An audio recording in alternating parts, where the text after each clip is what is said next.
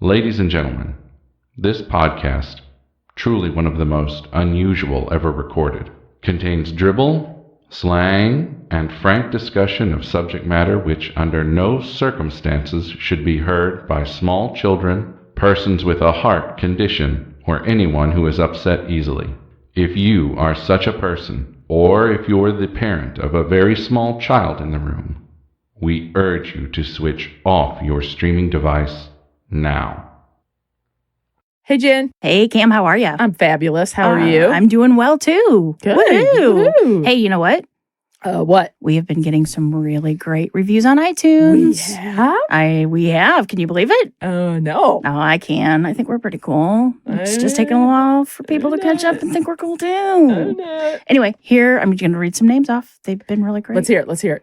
Chaplain Teens. She left us a really nice review. Aw. So nice. Thanks. There's Hair CC, which she said, and if she can give us a call, let us know, text us. Give us a Give call. us a call. Just call us right now. 1-800. 555. Yeah. She said that she's having problems with soft sounds and loud sounds, that it's going. So we're not really sure what that is.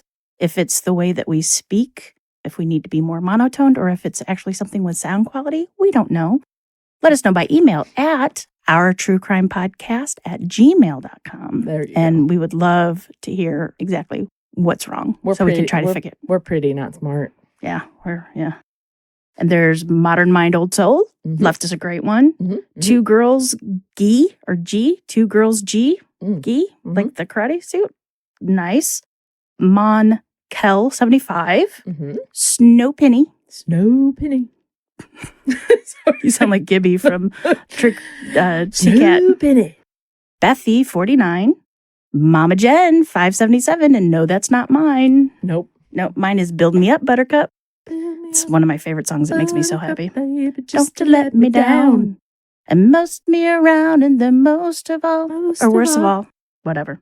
And Batgirl 64 is the last one we have. So everybody, these totally make our life at this point.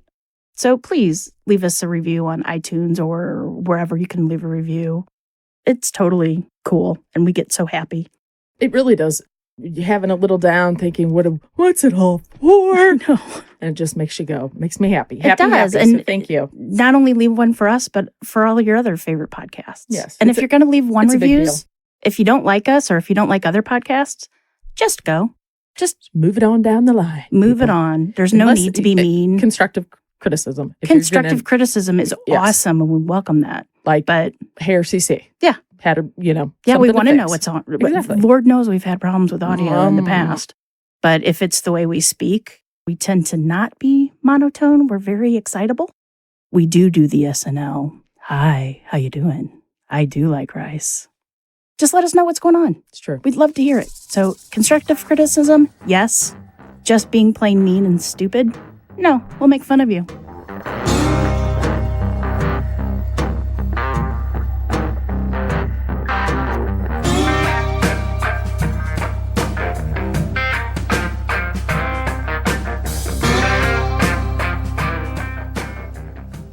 All right, I am off my soapbox. Thank you.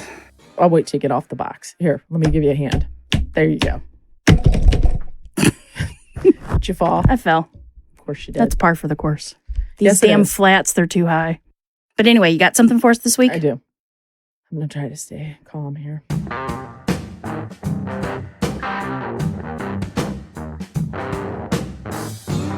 St. Lucie County is a community located about 90 miles north of Miami, and it is just what you would expect in sunny Florida. Hot, humid, and crazy. The area is heavy on wildlife, as lots of swampy canals are all over, and they dump into the famed Florida Everglades, which I know you've been to and did the little airboat ride, and I haven't, and I'm still jealous. Well, my stepdad and mom used to live down there, so we would go I think that would be so fun. And he would have a boat on the canal, and you'd have to get out before you got into the ocean, and they'd have a crane that picks up the boat. For a killer, there is no better place to dump a body, because if the Florida weather doesn't help decay the body fast, the critters will get to it, and within a short amount of time, there'll be nothing left. No evidence that a crime was ever committed. Or at least that is what is hoped for. But one July evening, fate was not on this killer's side. It is mid-July when a man and his niece are out fishing on the banks of a canal. They discover a headless, handless torso floating near the shores of the mucky Everglades. By the time the police get to the scene, the sun is setting and making it difficult to see.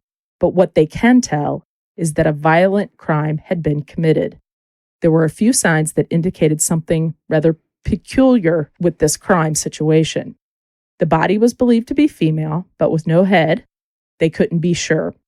Her hands had been removed as well. Her clothes were fully intact, minus one sandal that was missing from her foot. There was a wound to her stomach, but at the time, they could not be sure what caused this injury. Detectives investigate around the body, but have no luck in finding anything else. And with no identification, they're not sure who this is, but they are betting that a killer was hoping the alligators would take care of the body. As the investigators are trying to put together just what happened, an officer notices the stomach wound and that it appeared that something was cut out, such as maybe a tattoo, thinking it would identify the body because the killer didn't want this person to be discovered. Just like the Black Dahlia. Obviously. The murderer, however, missed a few things. The body was wearing jeans, and the jeans hid a yellow rose tattoo on her ankle. And that decapitation wasn't as clean as the killer thought. There were a few teeth left, making it possible to identify the missing person. I know. Is that disgusting? The mouth? They didn't get the neck? I that guess was it, like probably this way? The jaw? This, cut up? I don't know. I was thinking the same thing. How do you get teeth left in that? I would think that maybe they got like the mouth down and not like a clean neck cut. Yeah. Oh, God, that poor thing. Police would soon hold a press conference to make a plea to the public to help them identify this person. Steve and Beverly McGowan were siblings who had moved to Florida from Philly about 10 years prior. Beverly was the youngest of three. She had an older sister as well. Steve and Beverly were very close and always kept up with each other, often checking in to see what the other one had going on in their life. Beverly McGowan was a loan processor at the Glendale Bank. She was not married, but she had lots of friends, and she had just made a major purchase. This had to be exciting. Beverly had bought a 2-bedroom condo near her brother in Pompano Beach. Since Beverly wanted a place of her own so badly, she worked a part-time job as well as her full-time job. But unfortunately, it still wasn't enough to cut it. She needed a roommate, and well, we all know how awful roommates can be. Some of the roommates were not the best, as often is the case, but she was making her dream of being a homeowner a reality and doing what she needed to do. In July of 1990, Beverly placed an ad looking for a roommate in the Sun-Sentinel paper. Within just a few days, she had met a woman named Alice, who was from England. Alice worked for IBM and was over here on a temporary working assignment. Beverly was thrilled with Alice and thought this was going to work out just great. The day of July 17th would be the last day Beverly would report to work, and on the evening of July 17th, Beverly reached out and spoke to a friend of hers. July 18th, Beverly McGowan calls in sick to work, and that would be the last time anyone would hear from her. Immediately after this happened, Steve and his older sister received a letter in the mail. It was from Beverly. It was handwritten, and Beverly explained she was not happy, and she had decided to leave it all behind and live the life she had always wanted to live. This meant leaving her job, her new condo, as well as her family and friends. The letter was postmarked July 16th. Steve immediately knows this is out of character for his sister, so he decided to go to her condo and find out what was going on, see if he could find anything over there. After knocking on the door, Beverly doesn't answer, so he has a spare key and lets himself in. What he finds in the house is shockingly normal. All her clothes were in the closet, and if someone decided to up and leave, wouldn't they need clothes? But there are a few things missing. Her 2 cats, her answering machine, and her car. Steve calls the bank to see if Beverly had been showing up to work. The manager informs him that she had called in sick, but that was not all. It seemed Beverly called in to tell the bank not only would she not be reporting back to work, but to go ahead and foreclose on the condo. Oh, no. Steve knows there is something not right with this scenario. and he immediately calls police to file a missing persons report. Not long after he filed the report, during the press conference that the police were having, that I mentioned earlier, Steve would receive a phone call from a friend telling him to turn on the TV. Steve turned on the TV, and he knew right away. During the press conference, the police revealed the victim had a yellow rose tattoo on her ankle. There was no mistaking it. The victim was his beloved 34-year-old sister, Beverly McGowan. It had been 3 days since she was missing.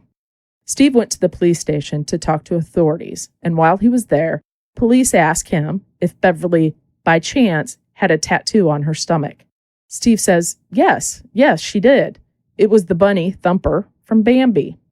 This was the portion of her skin that was cut out. Steve brought the letters to the station to show police. Police wanted to know if anyone would want to hurt Beverly. Steve said no, but that she had had some terrible roommates in the past. Steve also mentioned that recently she had received an obscene phone call. So now police are wondering, perhaps she had a stalker. Authorities reach out to friends and soon learn that there was a man by the name of Mike, a local artist who would often go and hang out with Beverly. Police decide to pay Mike a visit, and they soon learn a little bit of information. Mike states that he had last spoke to Beverly 2 days before she went missing. Mike had called her and asked her to dinner that evening, but Beverly told him that she couldn't go because a potential new roommate named Alice was coming over that evening for a get-to-know-you kind of thing. And Mike said that Beverly was very excited about meeting this British woman named Alice. 4 days after Beverly's body was found, the medical examiner returns the findings. The ME said that because her head is missing, he cannot say conclusively what caused her death, but he is certain that her throat being slit had something to do with her death. Thank you. Wow, I could be an ME. Right? I know. Lint to her death? Really? Yeah. Thank you, Captain Obvious. Thank you. Can't put a Band-Aid on it. That's why I left that in there, because I was like, what? I laughed. I thought that was funny. There was no sign of sexual assault and no DNA left behind either. Due to the heinous nature, police are thinking that more than one person did this. Police need to find Alice, as they have a few questions for her. But before they can do that, a tip comes in. Beverly's car is discovered near the Miami airport and had been there for over 3 days. It was wiped completely clean. So police know that this is just not a random killing. Exactly. But someone that has most likely done this before. As police check into Beverly's financials, they make a startling find. Her credit card has been used at a North Miami mall and used after her body was found. It has now become clear that maybe Beverly was killed so that someone could assume her identity. Police go to visit the store clerk to see what she had to say. On a hunch, one of the police officers think that they know who this individual is and they know her identity. During this time, there was a huge news story, and I would think most people are familiar with it, and that was the Lori Bembenek, better known as Bambi Bembenek. She was the one that was charged with and did time killing another police woman, right, that was having an affair with her husband, I believe. Run, Bambi, run. During this time, she was on the run, and they thought this was probably her. So officials begin to circulate that news, and everybody goes on the lookout. They're trying to find her while she's out there. Now, while the detectives continue the search, they make yet another startling find. Approximately a year prior, a woman whose name is Lucinda McLean was found floating in a canal near Sarasota. McLean was shot, stabbed, and her head and hands were cut off as well. As much as the officers tried, these two cases could not be connected, but that wasn't all. But she was floating in the canal. Yes. She wasn't like half in. They were informed that Bembenek and her boyfriend had actually fled to Canada, not south to Florida. So that person in the mall that used the credit card was in fact not Lori Bembenek. Another hit came in that a woman using Beverly McGowan's ID and credit card to purchase a British Airways flight from Miami to London Heathrow was just given to the police. Police checked the flight manifesto, and there is not anyone named Beverly McGowan on the flight. Not long after landing in London, an attractive brunette goes to pick up her rental car. and uses McGowan's card. She had reserved the car under McGowan's name. Mm-hmm. The car had been rented a few days prior, but since that time, Steve, The brother. Beverly's brother, had canceled the cards, not aware of what was going on with his sister. Good for him, as he should. That's bad, though. Why is it bad? Well, they could track it, but... Yep. And he's very upset about that. Well, he didn't know. I would have done he it would too. Immediately do that, Especially right? if... You'd think your sister just went crazy and that she's going to go spend all her money or whatever, because she's foreclosed on the condo. The car agent informs the woman that, unfortunately, the card that she'd used earlier has been blocked. The woman hurriedly gets out some cash and pays for it and takes off. The woman was described as a man dressed as a woman. So now we're wondering, is there really two people using Beverly McGowan's cards? Or She's just ugly. Or it's a disguise, like they don't know. Police were not sure yet, but the search for the woman has now become an international woman hunt. I guess you would say that instead of manhunt, right? Person hunt. And with the cancellation of the cards, Non-gender hunt. the trail would end right there at the car rental desk. The trail went cold. Officers arrive and inform the car rental place what the situation is with the strange woman, Or man. who they are desperately trying to locate. So when the woman they are looking for calls in, they want to keep her on the line. Mhm. The agent answers. There's so many missed connections in this. It's crazy. The police tell the agent, just keep her on the line, keep her going, try to get some information from her. The agent asks, where are you? And the woman on the other end of the line asks a man named Sam, hey, Sam, where are we? So this is starting to confirm the There's two. idea that there might be two people there. Or maybe that was, she knew, she liked her game, let me tell you. Officers are hopeful that they will soon catch up with the mystery lady and her friend, but that hope soon runs out as the car that they had rented is located outside another car rental place and is wiped clean. So they tried to get to the... Okay. Time passes on and the case is at a standstill. It's 8 months later. Investigators decide to bring on a new investigator who can maybe look at it with a fresh set of eyes. The investigator is from the St. Lucie State's Attorney's Office, and her name is Nora Pfeiffer. Even though it will take years to do it, Nora Pfeiffer is ready and willing. She would be the one person who would never give up on this case. As Pfeiffer is working on the case, she begins to examine the passenger list of that plane flight and look into each and every person. You'd think, okay, what's that going to take? A couple days? No. 4 years pass. No. And they make a discovery. A passenger on the plane named Sylvia Ann Hodgkinson had a little problem, or maybe a big problem. She had died years ago. So there's no way that that person could be on that plane flight with that name. Authorities run her name through a system, and sure enough, they get a hit. Sylvia had had an arrest record with the Miami PD 5 years prior, but that's not it. Her name was also involved in yet another identity theft case from May of 1991, and this case was centered around a woman named Charlotte Cowan. Here we go. This all started in North Miami when a patrol officer pulls over a car.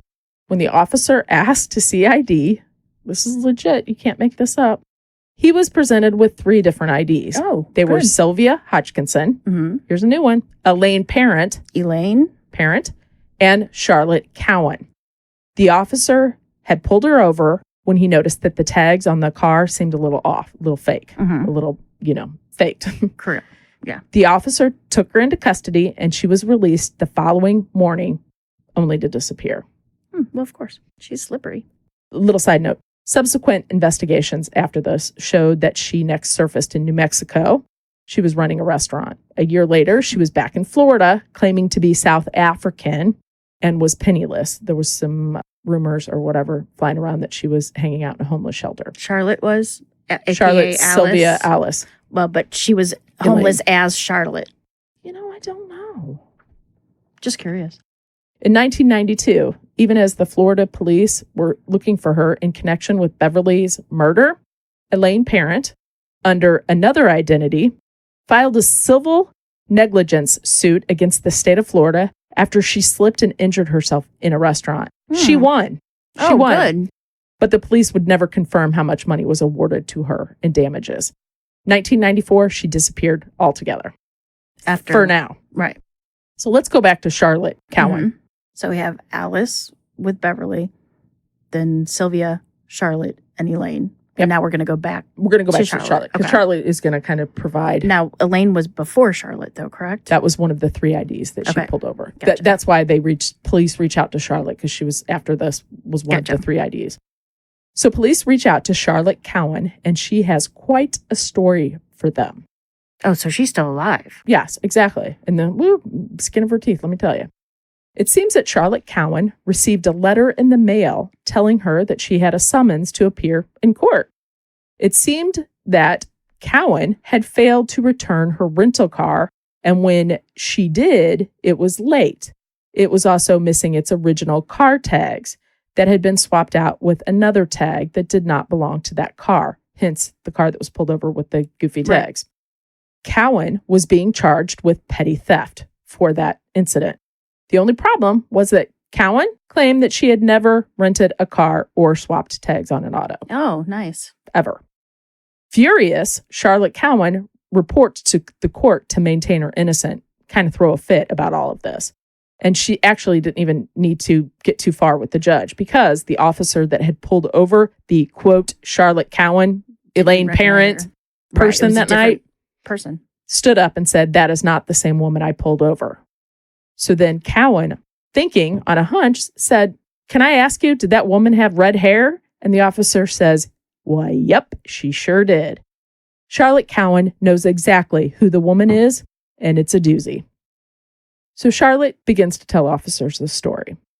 She says one night she was in a bar, just having a drink, when this tall, gorgeous redhead walked over to her. Cowan says she was immediately smitten and shocked that this beautiful lady would bring her a drink and ask to join her. The lady tells Cowan in her British accent that her name is Anne Tremont. The two immediately hit it off and continued chatting for a while until Tremont asked Cowan if she's into numerology. She goes on to say she's a numerologist and she's really big into it, and she can tell you everything about your future. Charlotte, intrigued, goes with it.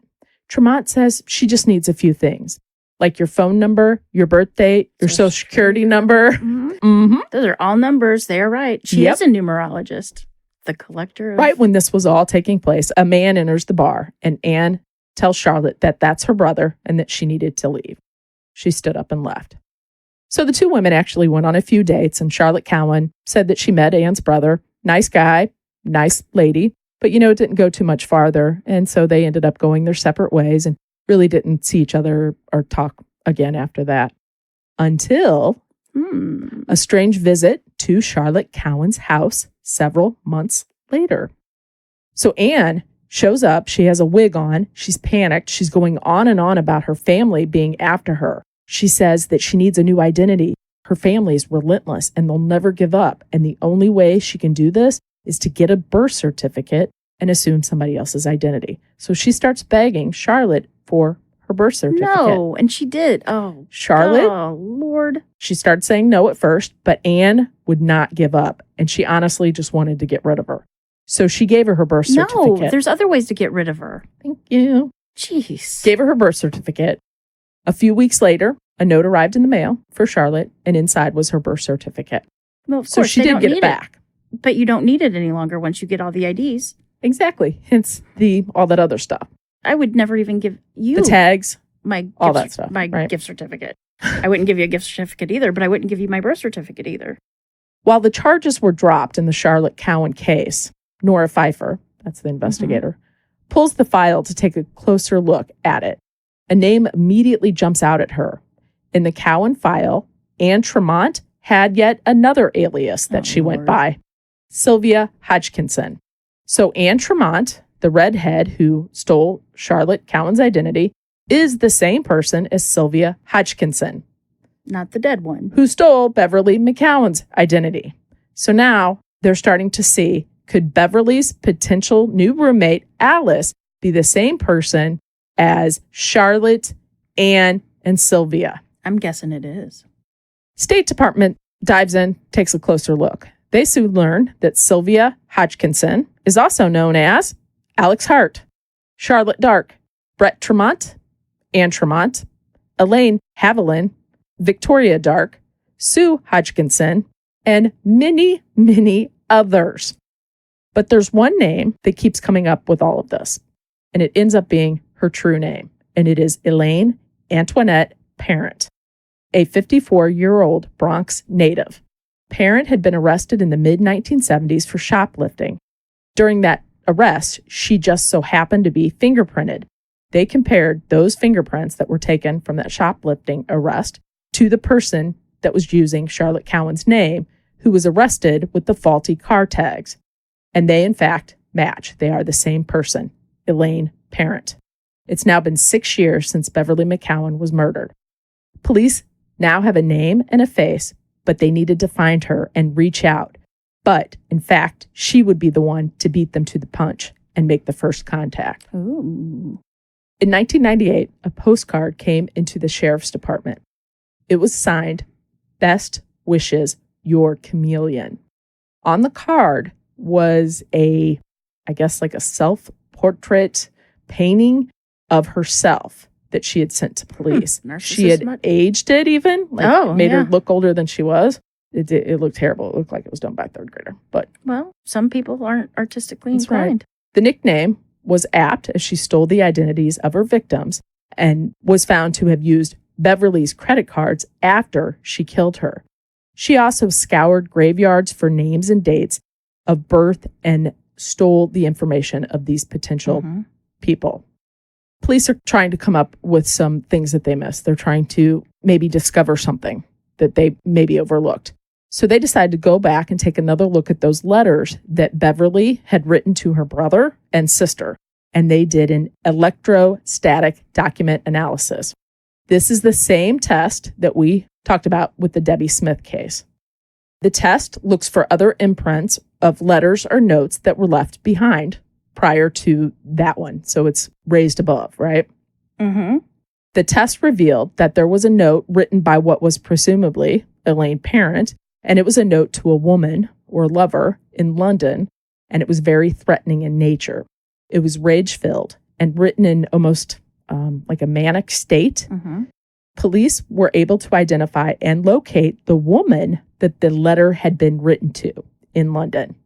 She was a business executive, and turned out she and Elaine had been lovers and had lived together in the same house on and off from 1985 to 1990. In fact, the return visit to London that we talked about at the beginning was after Beverly's death. Elaine went back to London to see her lover. They ended up breaking up, and Elaine Parent came back to the United States. And as a side note, when Elaine Parent got back to the United States, she sent her former lover in London a note with letters cut out of the newspaper, sort of like a ransom note, informing her that she was going to kill her. Oh, nice. Says she's stable. Around this time, authorities lose track of Elaine because she was bouncing back and forth. Mm-hmm. Okay. And changing names. And... But it wouldn't be too long before she'd return because she kind of bounces around, as we know. The investigation is now entering into its 12th year. 12 years of this, right? And the police are no closer to getting Elaine Parent as they were when they didn't have a name for her. In the spring of 2002, the TV series America's Most Wanted airs a story on the Chameleon Killer. It brings in a slew of new tips. And at this point, she was deemed, I believe it was the world's most wanted woman because she was international.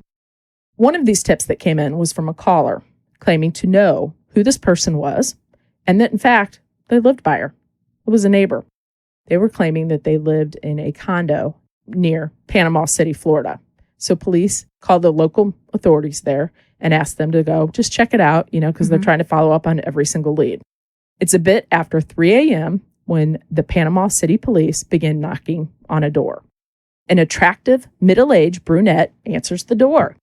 The police tell her that they're responding to her house in regards to a 911 call that was placed there. They use that as an excuse. The woman maintains it's not her. She did not call 911. So then they ask her for an ID. And she complies and hands the officers a military ID.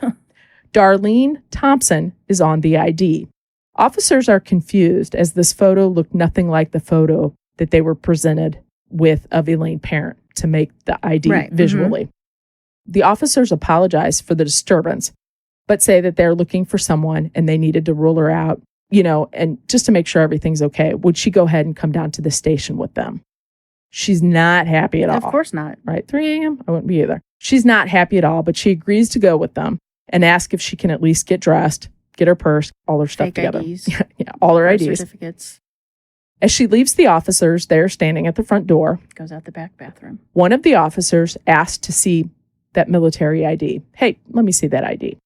You see, he had just served in the military and hadn't been out too long before he ended up becoming a police officer. He examines the ID really close, and then he notices.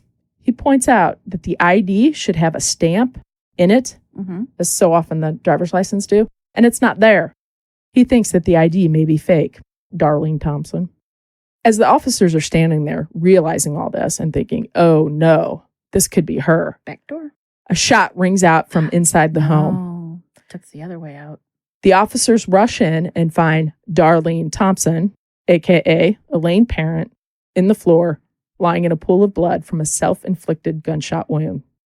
A search warrant of the condo reveals several photo IDs with different names with all her picture. Next to her computer, they find several passport applications with different names.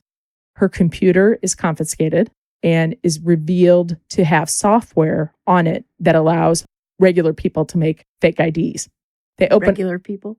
Non-criminal people, Non-government There you authority. go. Yep. People that aren't authorized to make IDs. Yes. In her bedroom, she has lots and lots of wigs, different clothes, costumes, all that kind of stuff for all her alter personalities. Police now believe they have a good idea of how Elaine Parent operated.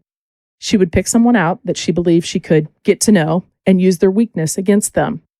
That is, after all, what a good confidence person does, right? For Beverly McGowan, it was that she was single and needed a roommate. Perhaps she was a little lonely, so Elaine used that. But what Elaine didn't count on was that Beverly maybe wouldn't buy into all this.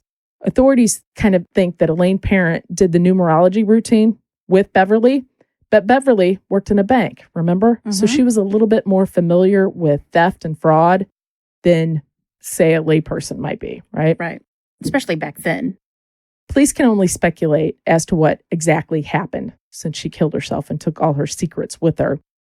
But they guess that perhaps Beverly put up some sort of fight or the power shift changed. A weapon was pulled maybe to force her to write goodbye letters to her family because it did turn out that was her handwriting. So she really did write that. Steve, her brother, had always said that some of the wording was off. Like his sister wouldn't, There's words that she would have put in there that she normally wouldn't have used. And just weird things, right? And maybe that was her way to try to tell people. That's exactly what he thought. Like there was the last sentence and just the way she said, bye, sis, your sis or something. And that wasn't a thing. You know what I mean? So he thought that maybe she was trying to tell him something. Right. Police also can only speculate as to what exactly happened that evening. But they believe that after Beverly put up some sort of fight, that a weapon was pulled on her. They think that Alice, a.k.a. Elaine, forced Beverly to drive to that spot where her body was found, and that an accomplice was there waiting. They believe her throat was slit and the pair cut off her head, hands, and tattoo, and tossed her body into that murky water where she was found later. Police seem to believe that she had to have an accomplice because of the strength that it would take to cut off somebody's hand through the bone and cut off a neck. So they kind of think that it was a male accomplice. Especially if it still had teeth, there would have to have been some kind of jaw. You would have to go through. That'd be terrible. I don't know. Muscle and all that stuff. Oh. Due to the suicide of Elaine Parent, Beverly McGowan's case remains open.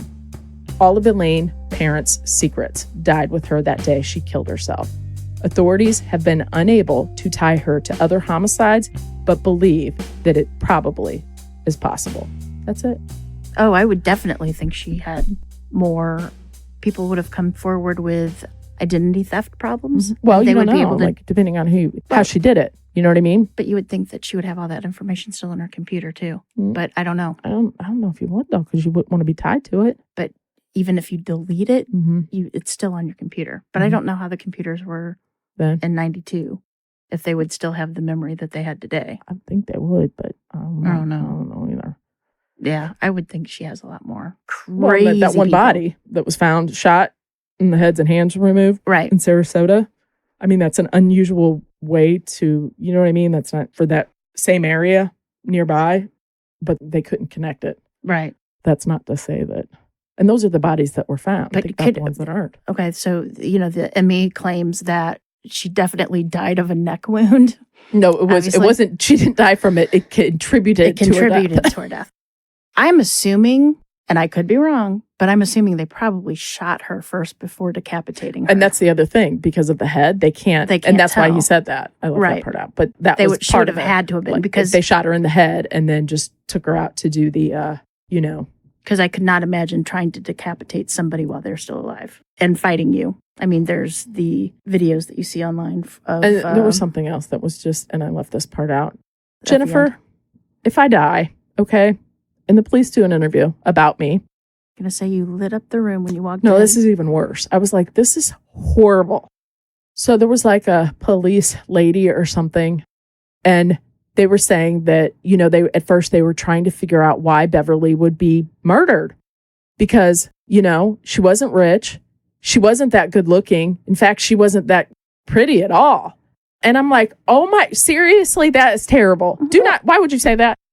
So say I was pretty, okay. But remember Ding Dong Dead when they were She's 40 describing. and even still pretty. Yeah. I was just like, She was still pretty even though she was 40. No, I know. She's already dead. Like, why do you have to say that? Just know. say she didn't. She didn't fit normal. Yeah, and she didn't have profile. She didn't have a lifestyle that would lead her There to are be killed. plenty of homely people that get killed.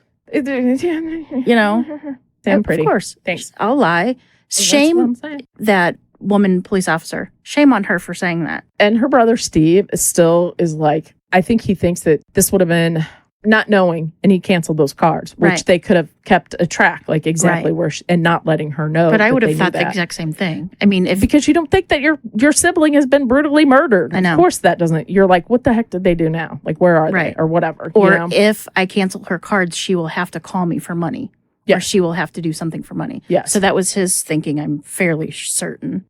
Whereas other examples would be if you let it running, we would know where they were at. Well, and I think too, if you think back to Charlotte Cowan, like she gave her The real Charlotte Cohen. the real one gave her Elaine the birth Pants. certificate. And that's insane. It is in insane, itself. but you think about it, if she didn't, very well might have been murdered right then and there. Exactly. So maybe she did the right thing. I don't know, but it would still.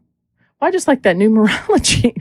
Let me have your social. Can I get your driver's license? exactly. Hey, and pull out your credit card, your best credit card. Give me that. Give me those numbers. Well, even if you do stuff on the computer now, like for insurance, Mhm. like my husband's the primary insurance guy, you have to give him their social security number. I don't know his social security number, so I'll always have to text him.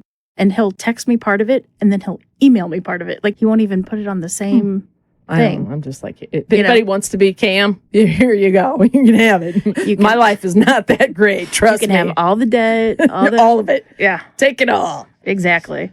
Well, I wonder why we don't know anything about her past. Like Because you she can was usually so, find- but there's very little because she was so, I mean, yeah, but there has she to was be from the Bronx, something. Other people in the Bronx might have, but she must could have known her. disappeared at 18 too. You know what I mean? Yeah, but And then somebody had to have known her and said, she was a bit loony, or in high school she Maybe. was kept to I herself, don't know. and we don't know what she did with those 50-gallon drums that she always kept in the basement. You know, I don't know. I mean, somebody has to know her. You just can't not be known. Yeah, but who you are at 18 versus who you are at 54, totally different. True, but not that much different. Yeah, it is when you are taking other people's identity and I'm South African. No, I'm British. No, I'm from Florida. No, I'm from, Mm-hmm. All right. All right, you want to tell the good people where they can find us? You can find us on Twitter at Our True Crime Pod. You can go to our blog. I actually have it up to date as of right now. It is www.ourtruecrimepodcast.com. You can email us, as we're hoping Hair CC will do, at ourtruecrimepodcast@gmail.com. And we would love it if you would leave us an iTunes review, or like we said earlier, or any kind of review anywhere.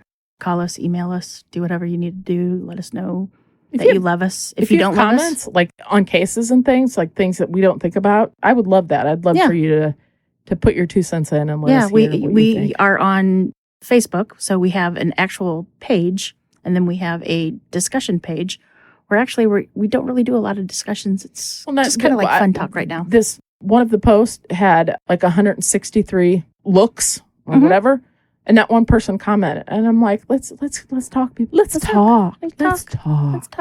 And then if you want some of our merch, we have an Etsy store. It is etsy.com/OurTrueCrimePodcast. We do have a Patreon, and you can find all that information, a donate button if you want to do just a one-time donation. Patreon does a monthly thing if you want. We have some awesome new limited edition Our True Crime Podcast koozies, which says, I am an OG of the OTCP. And you can only get them if you're through Patreon. But I think that's it. We got one more thing. Yeah. This goes out to my uterus equals nacho business. Ooh, yeah. I forget. You ready? Sing it to me. You used to listen on my cell phone. You used to. Late night when you need true crime. Yeah, I'm dancing. You always listened on my cell phone. Chair dancing. Late night when you need a pod fixed. It didn't rhyme. I couldn't think of anything. And you know when that phone ding, ding, ding, ding, that can only mean one thing. Ding, ding, ding, ding. A new episode of OTCP in the mix. Wow. You know who sings that song? Drake, better than me, I know. That was dedicated to my uterus equals nacho business, because on Twitter, they wanted to hear it. So there you go. Camille made a cute little, funny Drake meme and posted it, and she just sang it for all you all. And all y'all. Jennifer has never heard that song. I had to play that for her. And I've never heard of that song. Hotline. And the hotline bling. Want to take us out? I will. You ready? Yep, I'm ready. Remember, lock your doors. And keep passing by those open windows. Bye-bye. Love ya.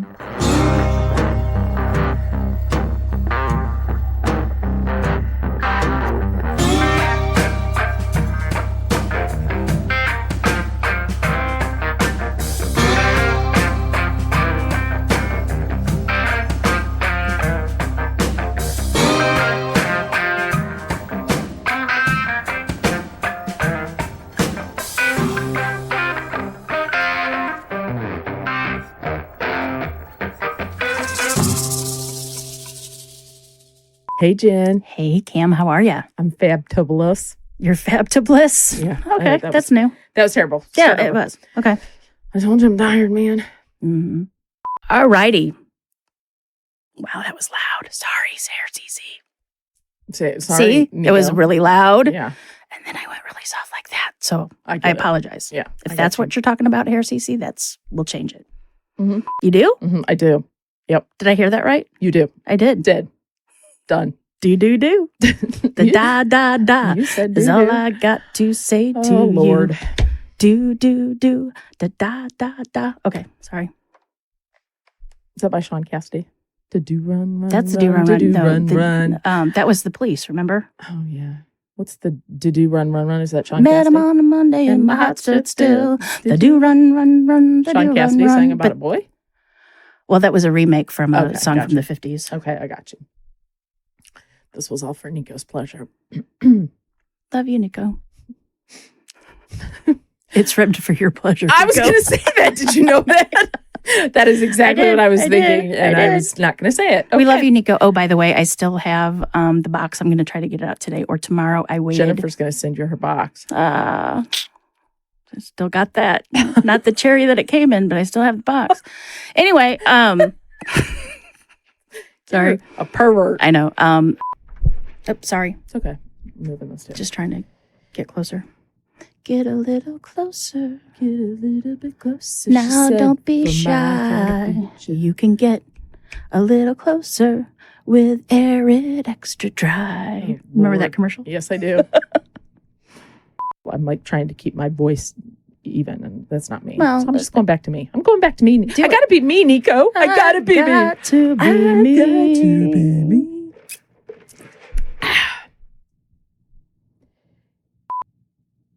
She worked a part-time job as well as her full-time job, but it still wasn't enough to cut it. Pompano. What did I say? Pompano? Mm-hmm. That was terrible. Pompano. Okay, hold on. Sorry, go back.